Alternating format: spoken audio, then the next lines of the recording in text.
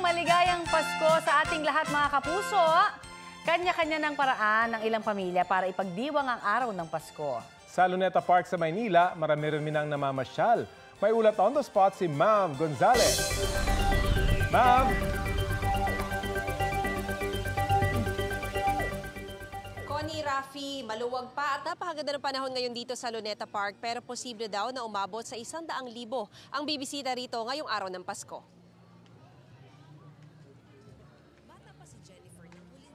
Luneta.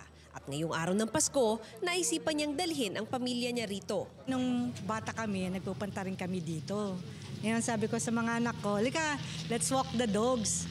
Dito yung magandang tingnan natin kung ano na yung Luneta ngayon. Kasi alam ko yung Luneta before. So tingnan naman natin yung Luneta ngayon. Ang ganda. Sabi ko nga, babalikan ulit namin eh. Sa New Year dito kami. May plano na agad? Oo, may plano na agad. Dadaling ko naman yung mother ko kasi dito kami nagpupunta ng mga parents ko.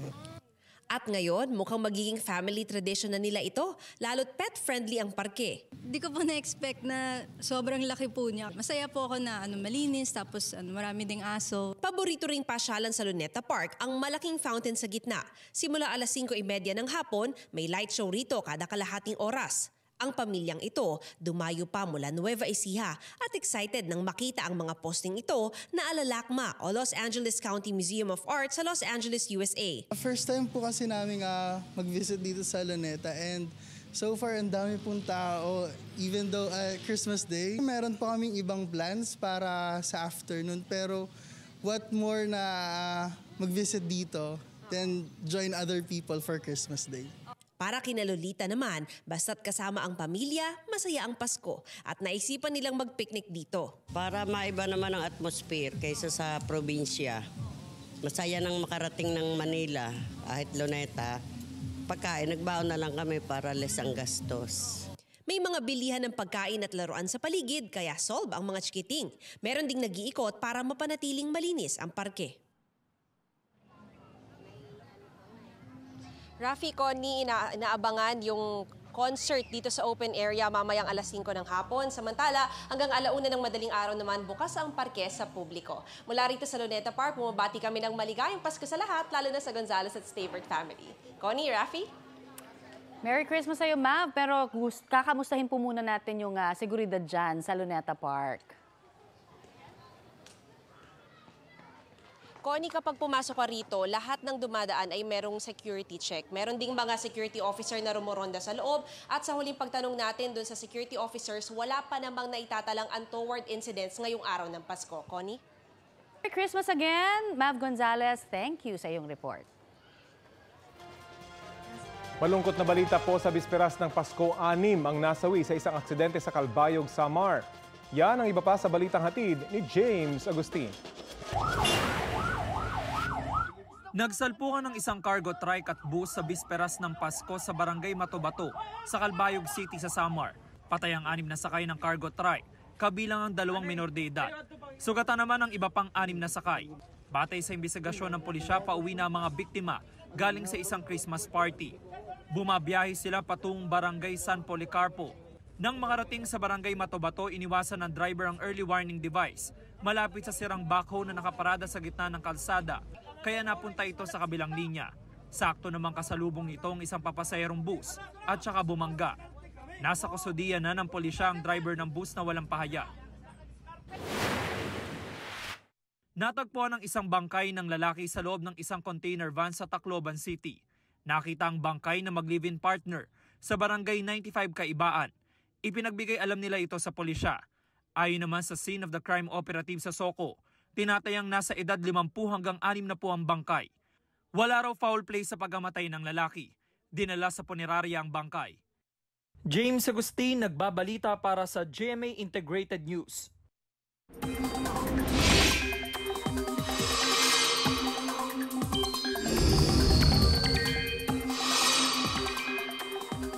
Nagka-landslide sa bayan ng Tinglayan, Kalinga. Nakunan pa nga po ng video ang pagdausdos ng gumuguhong lupa at bato sa gilid ng bundok. Sarado ngayon ang apektadong kalsada na yan sa barangay Basaw. Tuloy-tuloy ang clearing operations ng mga otoridad. Hindi pa man nagpapalit ang taon, may mga napupuruhan na ng paputok. Sa pinakabagong datos ng Department of Health kahapon, may 12 fireworks-related injuries na sa bansa. Kabilang sa mga pinakabagong kaso, ang batang lalaking 11 at 17 taong gulang. Ipinagbabawal na boga at piccolo ang nakadali sa kanila. Meron ding isang lalaking edad 23 at babaeng edad 49 na gumamit ng kwitis sa loob ng bahay. Payo ng DOH, gumamit na lang ng mga alternatibong pampaingay sa pagsalubong sa bagong taon. Samantala, may mga kapuso po tayong umakyat sa Baguio City para doon ipagdiwang ang Pasko. Kumustahin natin ang sitwasyon doon.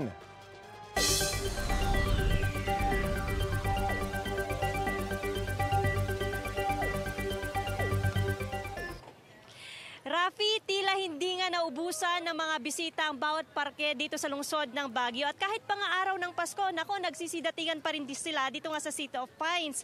At ayon sa kanila, gusto raw nilang i-enjoy itong long holiday. And of course, gusto nilang ma-experience itong cold weather. Kaninang madaling araw ay marami pang mga galing sa ibang probinsya at rehiyon para naman dumalo sa isang misa ngayong araw nga ng kapanganakan ni Jesus. Pero Rafi, bukod nga sa simbahan, ang talagang dinarayo ng ating mga kababayan, itong iba't ibang tourist destinations nga dito sa lungsod ng Baguio. Kabilang dyan dito sa ating kinaroroonan sa Burnham Park. Particularly dito yan sa may go-kart area. Kitang-kita naman, Rafi, kung gaano kadami na itong mga bisita, itong mga dumayo dito sa lungsod ng Baguio para lang ma-experience itong cold weather. At the same time, iba't ibang weather activities nga dito sa lungsod ng Baguio. Ito kasing go-kart, isa ito sa mga activities din na talagang dinarayo dito sa may Burnham Park. At as low as 75 hanggang 300 pesos ay pwede ka nang mag-go-kart in 30 minutes. Kasama natin, Rafi, ang ilan sa mga bisita dito sa Baguio. Anong pangalan mo? Christine po. Christine, taga saan ka? Cavite po. Oo. Bakit, Christine, napili niyong pumunta dito sa lungsod ng Baguio? Araw ng Pasko ngayon. Para din po ma-experience yung klima dito sa Baguio para maiba naman po since dito po kami nag-celebrate ng Christmas ngayon. Okay, Merry Christmas, Christine. Rafi, alam mo, dahil nga sa pagdagsa ng mga bisita, 24 hours na rin itong operation ng iba't ibang sports activities dito nga sa may Burnham Park. And of course, sa mga aakyat pa sa lungsod ng Pino, pwede po kayong dumaan sa may Cannon Road dahil simula po kahapon ay binuksan na po ito. Mas mapapabilis din itong pagbiyahe, especially yung mga galing nga sa may South area. Yun nga lang, Rafi, pag pupunta rito, sabi nila, wag na lang magdala ng sasakyan. I-utilize na lamang itong mga public utility vehicles dahil may experience pa rin itong traffic build-up dito nga sa lungsod. Merry Christmas, Rafi! Maraming salamat sa iyo at Merry Christmas sa iyo, Joan Ponce, at sa iyong team ng GMA Regional TV1 North Central Luzon. Maaga rin pong dinagsa ng turista ang Tagaytay City ngayong pong araw para syempre malasap ang Simoy Pasko. Mami-pamilya po ang nagpunta sa People's Park in the Sky para ma-experience ang malamig na klima. Enjoy naman ang mga bata sa pamamasyal. Ang ilan may kasama pang fur babies. May mga bumisita rin po sa Picnic Grove para ipagdiwang ang Pasko. Pila-pila tuloy ang mga sasakyan papasok sa pasyalan. May ilang galing pa ho sa Bulacan at Quezon na unang beses na namasyal sa lugar. Kahit Pasko na, tuloy pa rin po ang pagdating at pag-alis ng mga pasahero sa Batangas Port. Kumustahin natin ang sitwasyon doon sa ulat on the spot ni Denise Abante ng GMA Regional TV Balitang Southern Tagalog. Denise!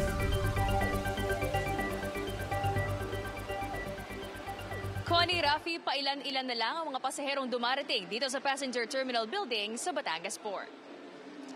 Maluwag ang arrival at waiting area sa labas ng Passenger Terminal Building. Sa loob naman, bahagyang nakaranas ng mahabang pila sa ticketing booth ng isang shipping line patungong Calapan City mag-aalas 8 ng umaga kanina. Naghihintay pa raw kasi ng schedule ng barko ang isang shipping line patungong Calapan City kaya hindi pa sila makapagbigay ng ticket. Sabi ng pamunuan ng shipping line, oras na magkaroon ng barko ay maaari na silang mag-issue ng ticket sa mga pasahero. Payo ng PPA Batangas sa mga pasahero, kumuha na muna ng terminal ticket para makaupo na sa passenger terminal building habang naghihintay ng availability ng vessel ticket. Connie, Rafi, sa mga oras na ito, tuloy-tuloy pa rin ang pagdating at pag-alis sa mga pasahero dito sa Batangas Port. Iisa pa rin ang shipping line na nag-i-issue ng ticket patungong Calapan City, pero anong oras naman daw ay magkakaroon na ng barko ang isa pang shipping line para makapag-issue na sila ng ticket. Denise, ano yung paliwanag kung bakit wala pang barko? Unusual ba ito?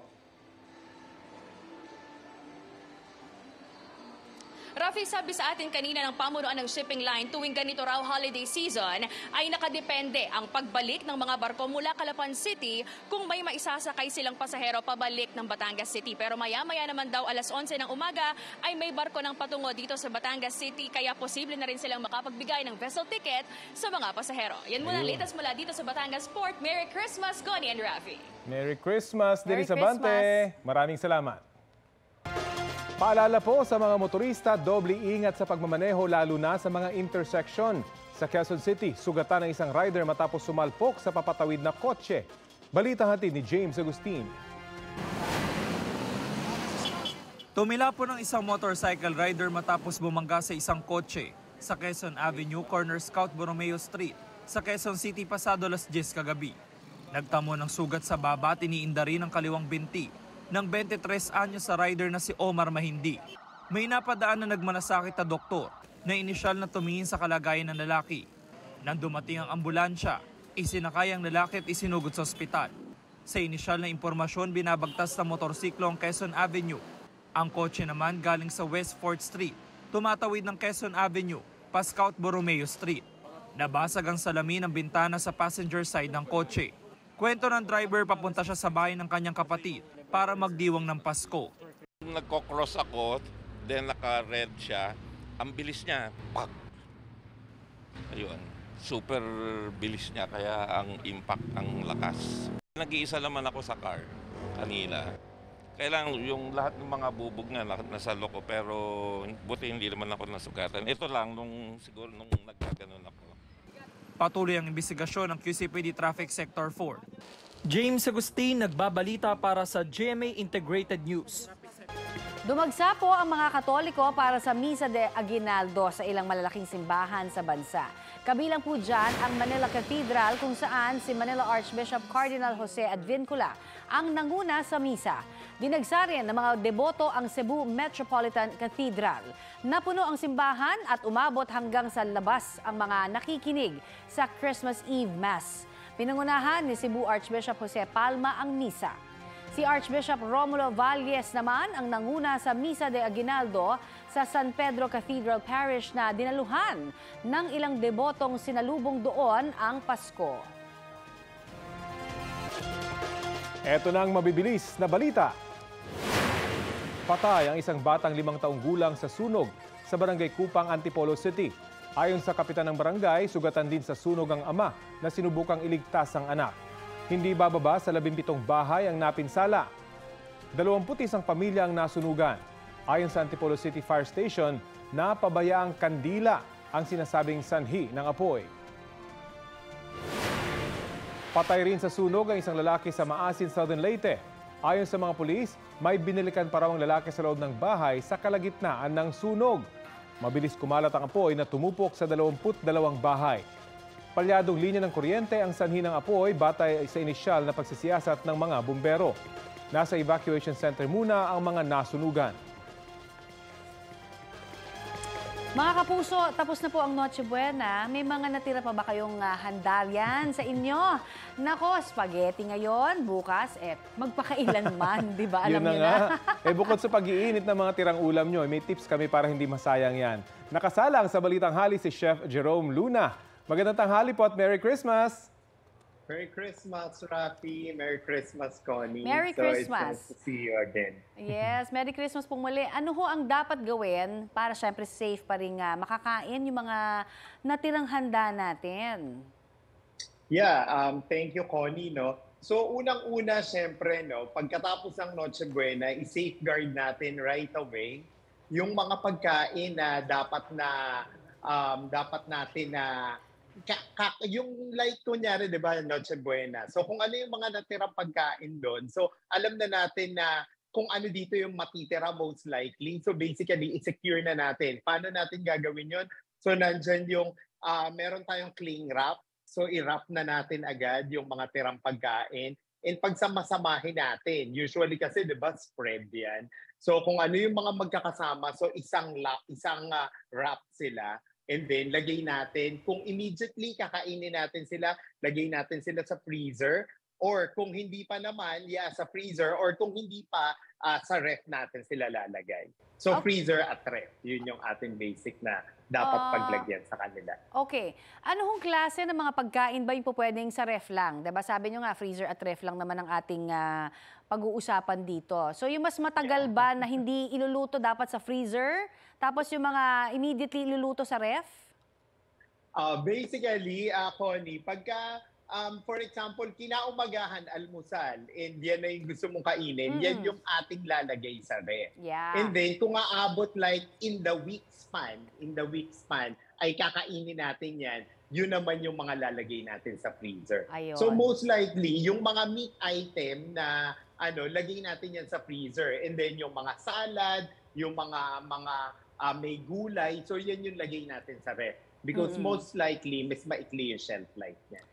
Alright. Chef, patok sa mga Pinoy yung tinatawag na pangat o yung pangatlong init, ilang araw lang ba? Ilang araw lang po pwedeng iinit at ibalik sa ref yung mga natirang pagkain. Kasi kung minsan yun nga, pabalik-balik, hindi pa rin naubos, ibabalik ulit sa ref. Painit tapos ng painit. painit na naman. O, gaano kadami? Ilang beses pwedeng ulit-ulitin yon? So, ang rule of thumb dyan is, pag pinasok natin sa ref natin and hinain natin siya ulit, dapat mag-ending na yan. Patawarin na natin yan, ubusin na natin yan. Kasi by that time, so nagpuproduce na yan ng mga iba't ibang klase na bacteria na pwedeng maapektuhan yung health natin. Kaya yung rule of thumb dyan, pagka nilabasan natin yan ng ref, nilabasan natin ng freezer yan, wala na balikan. Ubusin na natin yan. May medianoche pa po. Ano yung payo nyo pagdating sa pagpaplano ng mga lulutuin para sa mga handaan? At pwede kayang i-portion, di ba? Kapag naghahain naman kasi tayo, alam naman natin kung gaano kadami lang yung mauubos. Huwag nang galawin talaga yung hindi mauubos. Pwede ba yon?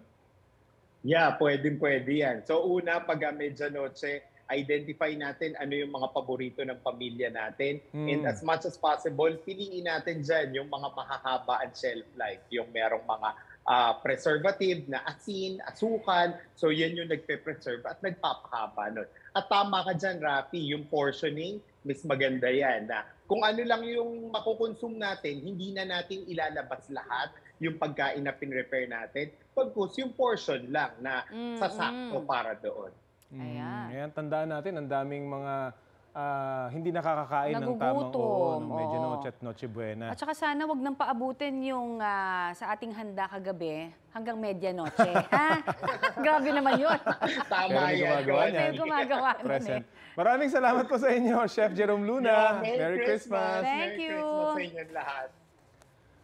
Dumating na po sa bansa ang abo ng Pinoy na nasawi sa giyera ng Israel at grupong Hamas. Nakalagay sa urn ang mga abo ni Paul Vincent Castelvi na inuwi ng misis niya kasama ang kanilang mag-iisang buwang gulang na anak nitong Sabado. Sinalubong sila sa NAIA 3 ng kanyang ina at biyanan. Isa si Castelvi sa 4 na Pinoy caregiver na nasawi sa pag-atake ng Hamas sa Southern Israel noong October 7. Bago ang insidente, balak sana ni Castelvi na dito sa Pilipinas magpasko. Sosorpresahin sana niya ang kanyang pamilya sa Pampanga.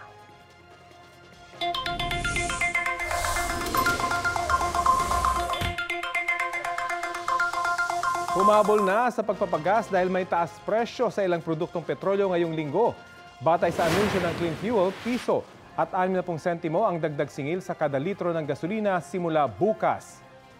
Sa diesel naman, piso at 70 sentimo ang taas presyo. Wala pang anunsyo ang iba pang kumpanya ng langis. Nauna lang sinabi ng Department of Energy na inaasahan na ang taas presyo dahil sa pag-iwas ng mga oil company at tank owners sa Red Sea kung saan dumadalas ang pag-atake ng mga rebeldeng grupo.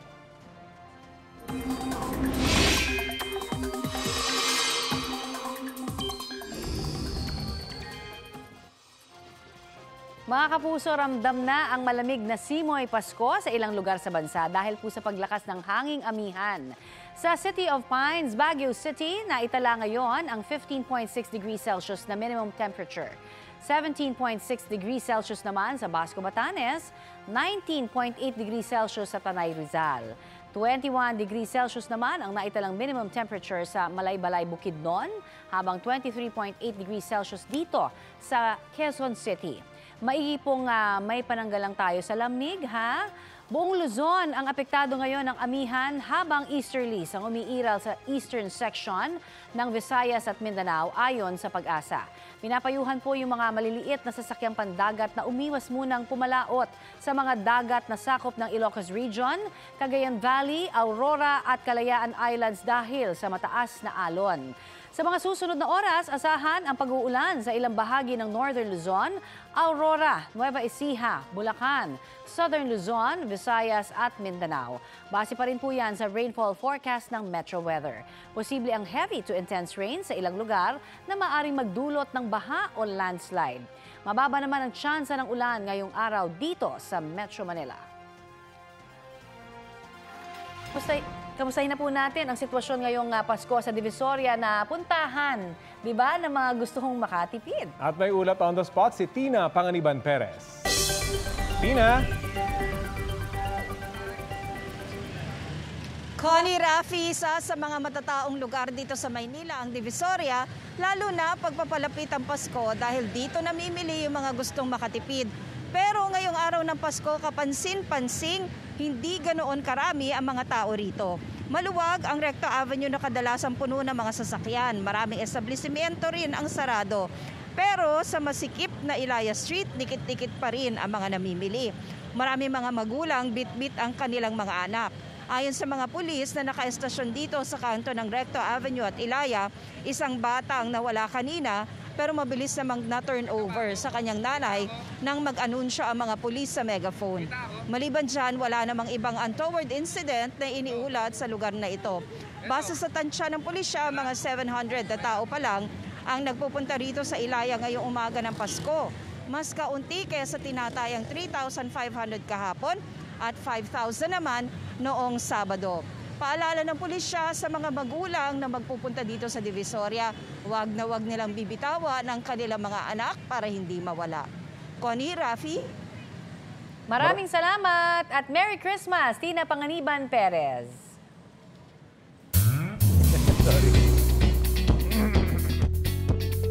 Merry Christmas mga mare! Sinulit ng ilang Kapuso stars ang Christmas vacation. Narito ang latest hatid ni Maring Katatibayan. Touchdown Hong Kong na ang sparkle star na si David Licauco. Taon-taon tradisyon na ng pamilya ni David na mag-celebrate ng Pasko sa Hong Kong. Vacation well spent naman ang pamilya ni Nico Bolzico at Solen Yusaf. 2 days na in-enjoy at sinulit ng pamilya ni Solen ang bakasyon sa Paris, France. Bago pumunta sa home country naman ni Nico na Argentina, kung saan sila magsa-celebrate ng Pasko. Si Alden Richards dito sa Pilipinas magpapasko, pero lilipad pa Amerika kasama ang pamilya pagkatapos ng Metro Manila Film Festival. Katatibayan nagbabalita para sa GMA Integrated News. Pasko pa rin, Rafi. Oo nga. Ngayong araw na ito, ano kaya ang mga ipinagpapasalamat ng ating mga kapuso? Yan ang tinanong natin sa Facebook page ng Balitang Hali. Bakit ka #feeling blessed ngayong Pasko? Ang sabi ni Jem Salvacion Boy, feeling blessed siya dahil kahit kapos sa pera, buo ang pamilya sa kabila ng mga pagsubok. Tunay yan, talaga. At para naman kay Francine Sayari, feeling blessed siya dahil walang sakit sa kanyang pamilya. The best. Yun nga. Blessing din kay Earl Lechadores na nakapaggalat, nakapag-bonding na raw sila ngayong taon ng kanyang pamilya at mga kaibigan. Hindi tulad nung may pandemic pa. Ay, oo nga naman. Mga blessings talaga yan. Kaya mga kapuso, makisali po sa aming online talakayan sa iba't ibang issue yan. Kung may nais din kayong maibalita sa inyong lugar, mag-PM na sa Facebook page ng Balitang Hali. Marami pa rin po mga kapuso ang naghahabol na makapunta, syempre, saan pa kundi sa Boracay ngayong Pasko. Pero may paalala naman ang LGU sa pagdami ho ng mga turista sa isla. Ang mainit na balita hatid ni Kim Salinas ng GMA Regional TV 1 Western Visayas. Kung pinili ng ilang pamilya na magpasko sa kanilang mga probinsya kasama ang pamilya, may ilan namang sa isla ng Boracay nagdiwang ng Pasko at dito na din nag-Noche Buena. Dahil 24/7 naman ang biyahe ng ferry boat, tuloy-tuloy pa din ang datingan ng mga bisita. Maliban sa sariwang hangin mula sa dagat, ang aktibidad sa isla, buhay na buhay din. Kasi dito, maganda talaga po kasi dito sa Boracay, kaya dito po namin naisipang mag-celebrate. Sa sobrang dami namin nagkikristal ngayon dito, merong konti, merong maraming income. Sa datos ng Malay Tourism Office, nahigitan na ang target tourist arrivals ngayong taon na 1.8 million. Dahil mula Enero hanggang December 2023, nakapagtala na ng 2,041,821.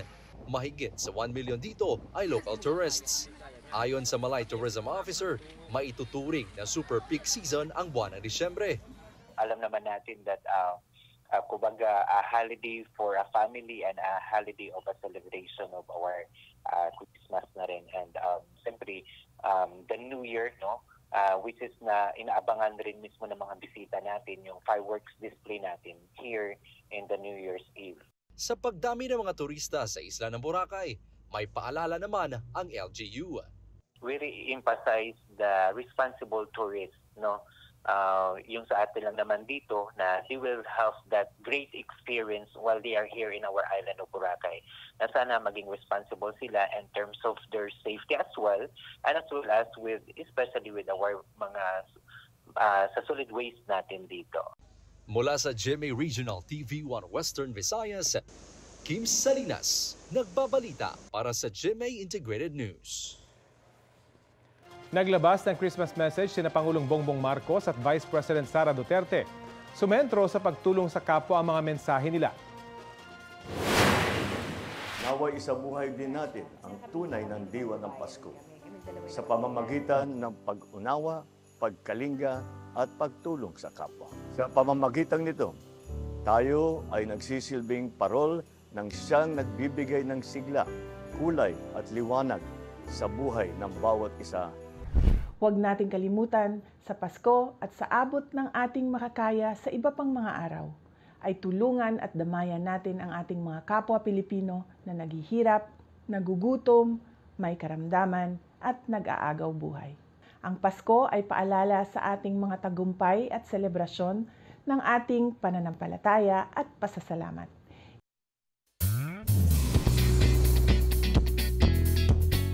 Susulong, babangon, lalaban at magpapatuloy. Yan ang dapat abangan sa GMA Afternoon Prime sa 2024. We did it because of Dr. Santos, the youngest neurosurgeon in the Philippines. Tuloy ang pagbibigay inspirasyon ni star of the new Gen Jillian Ward bilang Doc Annalyn Santos sa abot kamay na pangarap. Sa bagong yugto, may bagong karakter din na papasok sa Apex Hospital. Ano kaya ang papel ni Sparkle star Clea Pineda? Kakampi o panibagong tinik sa buhay ni Annalyn? E-ere na rin sa 2024 ang Philippine adaptation ng hit Korean series na Shining Inheritance. Kasama sa star-studded cast sina Connie Reyes, Kaylin Alcantara, Kate Valdez, Paul Salas, Michael Sager at Wendell Ramos. Maniningil naman sa Afternoon Prime ang obra ng GMA Public Affairs na Makiling. Balik-tambalan dito sina Sparkle stars Derek Monasterio at El Villanueva. Anumang pagmamaliit, hindi naman magpapatinag ang karakter na gagampanan ni Joe Berry sa Lilet Matias Attorney at Law. Hahanapin ang hustisya sa legal drama seryeng ito kasama sina Cheryl Cruz, Rita Avila, Maricel Laksa, Bobby Andrews, Jason Abalos at E.A. Guzman. Nagluluksa ang mundo ng basketball sa pagpanaw ng PBA legend at tinaguriang The Skywalker na si Avelino Samboy Lim. Kapiling daw ni Lim sa kanyang mga huling sandali nitong Sabado ang kanyang asawa, anak at ilang malalapit na kaibigan. November 2014 nang mag-collapse si Samboy sa gitna ng isang basketball game dahil sa heart attack. Na-comatose siya at nagkamalay noong January 2015. Nakikiramay sa pagpanaw ng 61 taong gulang na basketball veteran ang Colegio de San Juan de Letran at ang buong NCAA kung saan nagsimula ang kanyang well-decorated career. Ayon sa NCAA, isa si Lim sa mga pinakamagaling na basketball player, inspirasyon at modelo rin daw para sa marami si Samboy. Nakikiramay rin ang PBA community sa pamilya at kaibigan ni Lim. Isa raw tunay na basketball icon si Lim na nag-iwan ng marka sa puso ng maraming Pinoy fans. Salamat, Ninong. Salamat, Ninang, sa aginaldo pong inyong ibinigay. Yan ang linya ng isang kanta na tiyak na uso sa mga bata ngayong pong Pasko. Bilang mga magulang, paano nga ba ituturo sa mga anak ang kahalagahan ng pera na hindi naman nagiging killjoy? Ang mainit na balita hatid ni Bernadette Reyes.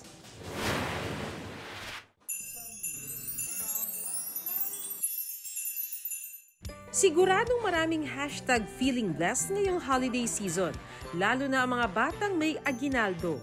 Yung iba po, tinatabi niya lang po, tapos binibili po ng mga laruan, damit, sapatos. Pupunta kami sa mall, tapos pupunta sila sa mga arcadean, tapos na naglalaro sila. Binibili po ko po laruan tulad ng kotse. Si Mommy Geza ngayon pa lang ay tinuturuan na ang 3 anak kung paano ang tamang paghawak ng pera. 3 sila, so iba-iba kasi sila ng gusto in terms ng mga gusto nilang bilhin for their aginaldo. Like for example, yung panganay ko, yung ginagawa niya doon sa pera niya, sinisave niya lang. Then yung pangalawa ko, yun kasi mahilig siyang pumorma. So talagang pinabibili niya mama damit, pantalon, sapatos. Then yung bunso naman, syempre medyo 5 years old pa. So ang gusto niya lang is toys lang talaga. Ngayong taon, sinimulan nilang buong pamilya ang tinatawag na Ipon Challenge. May checklist din yun. So everyday, pwede silang magtabi ng at least 5 pesos from their baon.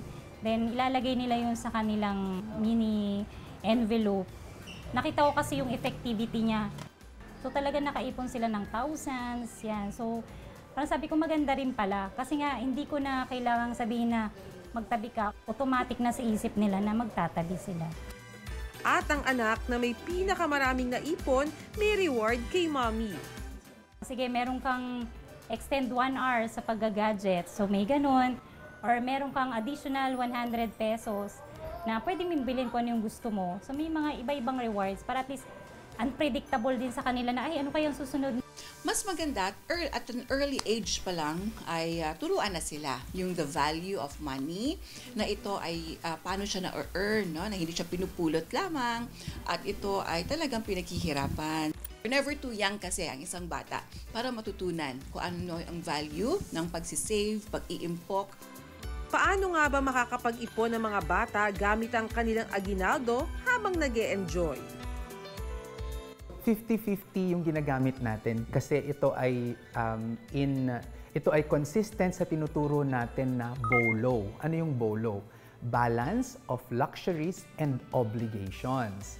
So kalahati ay iipunin natin, obligasyon kasi natin yan para sa hinaharap to prepare for our financial security. Tapos yung luxuries naman, syempre, di ba? Kaya tayo nabubuhay para maging masaya. Saan naman kaya pwedeng dalhin ng mga bata at kanilang perang itinabi mula sa aginaldo? Magbukas ng bank account o kaya ng savings account na nakapangalan sa bata at sa magulang. Okay? Para mayroong sense of ownership. Pwede rin na mag-open sila ng mga mobile wallets para nakikita nila doon. Pwede nilang gamitin yung pera para mag-create sila ng kaunting sideline. Diba? So pwede yon. Para matuto sila at maintindihan nila yung cycle ng paano mag-create ng income. Ang payo naman ni Mommy Geza sa iba pang mga nanay na gustong turuang makapag-ipon ang anak. Sa ating magulang nag-start So siguro kailangan muna natin ipakita sa kanila na talagang nagsisave din tayo. Hindi siya kailangang malaki kaagad. Talagang mag-start ka lang talaga sa maliit Merry Christmas! Bernadette Reyes, nagbabalita para sa GMA Integrated News. Hindi pa tapos ang holiday mode matapos ang Pasko, bagong taon naman ang pinaghahandaan ng ating mga kababayan. Mula sa fireworks capital ng Pilipinas, may ulat on the spot si Marisol Abduraman. Marisol? Rafi, Matapos nga ang Pasko at ngayong mismong araw ng Pasko, dito nga nagpunta ang ilang nating kababayan sa Bocaue, Bulacan para mamili ng mga paputok para sa pagsalubong sa bagong taon. Dito nga sa tindahan ng mga paputok sa Bocaue, Rafi, nagpunta ang ilang nating kababayan ngayong araw mismo ng Pasko. Gusto raw kasi nilang humabol sa mababa pang presyo ng mga pailaw at paputok. Ayon daw kasi sa ilang nagtitinda, simula bukas ay tataas na ang presyo ng kanilang mga paninda. Sabi na lang seller sa ngayon daw ay stable pa naman daw ang presyo. So ibig sabihin kung ano daw ang presyo ng kanilang mga pailaw at paputok nitong the whole year ay ganun pa, mananatili pa rin daw ito. Pero sabi ng iba, hindi raw nila masabi sa ngayon, Rafi, kung tataas pa. Although ang sinasabi rin naman nitong mga nagtitinda ay karaniwan na raw talagang tumataas ang presyo ng kanilang mga paninda kapag papalapit ang bagong taon. Kaya naman yung ibang nating kababayan talagang dumayo pa dito sa Bulacan. Yung iba kanina na ating nakausap ay galing pa ng Bataan. Sinagaraw talaga nilang bumiyahe papunta rito dahil di hamak daw na mas mura ang mga paninda rito kung ikukumpara doon. At yun na nga, nabalitaan daw nila na mas mababa pa raw ang presyo nito ngayon kung ikukumpara sa mga darating na araw. Alam mo, Rafi, kapansin-pansin din dito na although sa ngayon may mangilan-ngilan ang dumarating, matumal pa rin ito, Rafi, dahil syempre understandable Pasko nga. Pero nakakatuwa lang dito ang sinasabi ng mga nagtitinda, hindi naman daw nila talaga expected na may mga darating na gantong araw na ganto karami, but at least may mangilan-ngilan na rin tayo mga kababayan na nagpupunta dito. Ang kagandahan dito, Rafi, ay bukas sila 24 oras hanggang sa New Year na po ito. At syempre, nananatili pa rin ang kanilang mga paalala na hindi dapat gawin pag nandito, gaya na lamang ng syempre, bawal na bawal ang smoking dito, bawal din ang testing, at kapansin-pansin din, Rafi, ang pagkakaroon nila ng mga drum na ready dito kung sakali man na kailangan. Although we hope so na hindi naman sana, dahil talagang all year round naman silang pinapaalalahanan talaga kung ano dapat ang mga pag-iingat na gagawin. Rafi. Maraming salamat, Marisol Abduraman. Mabibilis na balita po tayo. Sa Quezon City, isang lalaki ang natagpuang wala ng buhay sa ilalim ng isang tulay sa Old Samson Road sa Barangay Balingasa. Base sa investigasyon, nakipag-inuman daw ang biktima kagabi. Ayon naman sa mga kanakainuman niya, umalis daw para gumamit ng banyo ang biktima pero hindi na bumalik. Nakatanggap na lang ang mga otoridad ng impormasyon tungkol sa katawan na nakita sa tulay kaninang umaga. Patuloy ang investigasyon. Sa Gataran, Cagayan naman, 2 miyembro umano ng New People's Army ang napatay ng mga sundalo sa isang engkwentro nitong Sabado. Hindi pa alam ang pangalan ng napatay na lalaki at babae. Nasamsam din ng mga sundalo ang isang M16 Armalite rifle at iba pang mga personal na gamit at dokumento. Nagdeklara ng ceasefire ang CPP-NPA ngayong araw hanggang bukas.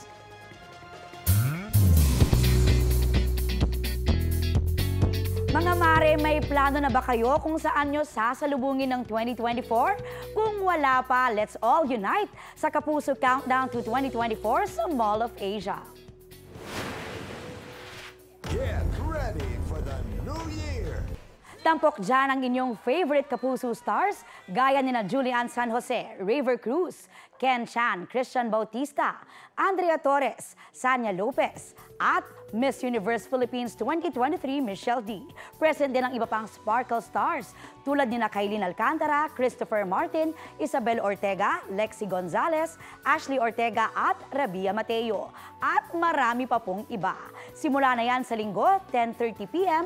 Para sa mga pupunta, 4:30 p.m. magbubukas ang gate at libre po yan. Amusement Park ang isa po sa mga usong pasyalan ng mga Pinoy tuwing Pasko. Mula sa Pasay, may ulat on the spot si Ian Cruz. Ian! Yes, Connie at Rafi, maaga nga nagbukas ang Star City dito sa Pasay City at sa katunayan, alas 10 pa lamang ng umaga ay bukas na itong amusement park para nga magbigay saya sa mga kapuso natin. May energetic opening dance pa ang mga empleyado na lalong nagpataas sa excitement. Siyempre, mga magpapamilya at magbabarkada ang bisita ng amusement park. Iba siyempre ang bonding na nag-enjoy na matagal pang kasama ang mga mahal sa buhay na isa sa talagang diwa ng Pasko. May 5 attraction ang park kasama ng pamosong Snow World kung saan may experience ang pag-ulan ng snow. Nasa 28 naman ang rides kung saan nasa 9 ang extreme rides kagaya ng Frisbee at yung Star Flyer Roller Coaster. Kada Pasko marami talaga ang nagpupunta dito at ngayong araw ay bukas sila ng hanggang 1 a.m. para bigyang daan yung mga namamasko muna bago magpunta rito. Connie, Rafi, inaasahan hanggang mamayang hapon ay libo-libo pa mga kapuso natin ang pupunta dito sa amusement park. Kaya naman para magsaya dito sa lugar na ito. So yan muna ang latest mula rito sa Pasay City. Merry Christmas sa inyo. Merry Christmas at maraming salamat, Ian Cruz. Sawadik ka mga mare, may message ang ilang Tyla Corn stars sa kanilang kapuso fans. This is Win Medawin, wishing you a very Merry Christmas and Happy New Year. Bukod kay Win, nagbigay rin ng kanilang holiday wishes sina Mark Prin, Kimberly Waltimas at Luke Clauden. Todo kilig naman dyan ang kanilang fans. Maligayang Pasko po sa ating lahat. Ito po ang Balitang Hali at bahagi po kami ng mas malaking misyon. Halina na! Ako po si Connie Season. Rafi Tima po. At kasama nyo rin po ako, Audrey Carantel.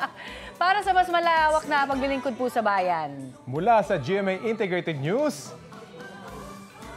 ang News Authority ng Filipino. Pasok!